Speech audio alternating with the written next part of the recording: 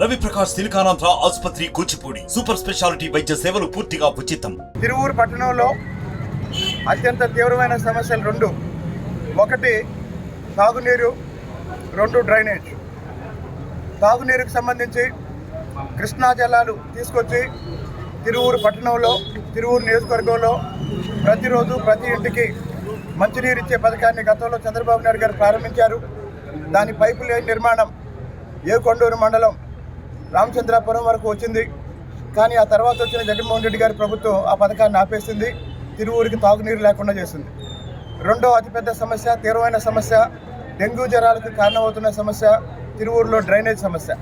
ఆ డ్రైనేజ్ సమస్య ఇప్పుడు ఎన్నికల కోడ్ ఉంది కాబట్టి మేము ఏం చేయలేము అని మున్సిపల్ అధికారులు చెప్పిన మీదట వాళ్ళ పరిస్థితిని అర్థం చేసుకొని వాళ్ళ పరిస్థితిని గౌరవిస్తూ ఇక్కడ 19వ వార్డులో అక్కపాలెం రోడ్లో చాలా తీవ్రంగా ఉన్న ఈ ఓపెన్ డ్రైనేజ్ సమస్య పరిష్కారం కోసం ఇప్పుడు నేనే ఆ డ్రైన్లో దిగి ఇప్పుడు ఆ డ్రైన్ని క్లీన్ చేసే కార్యక్రమం ప్రారంభించాం.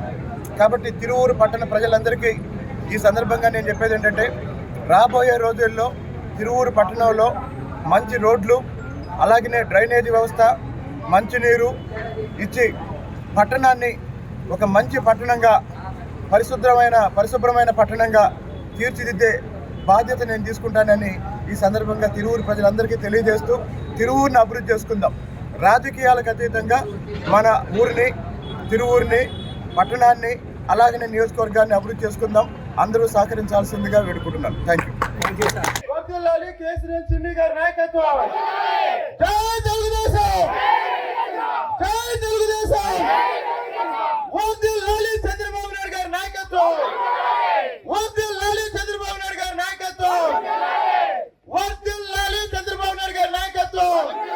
జేఈఈ మెయిన్ 2024 ఫలితాల్లో సత్తా చాటిన రెజోనెన్స్. ప్రతి సబ్జెక్టులో 100% రిజల్ట్. హైదరాబాద్ లో ఉన్న ప్రతి క్యాంపస్ నుండి 99% రిజల్ట్. అంతేకాక కేవలం హైదరాబాద్ క్యాంపస్ నుండి 750 మంది విద్యార్థులను జేఈఈ అడ్వాన్స్ కు ఎంపిక చేసిన ఘనత రెజోనెన్స్ హైదరాబాద్ సొంతం.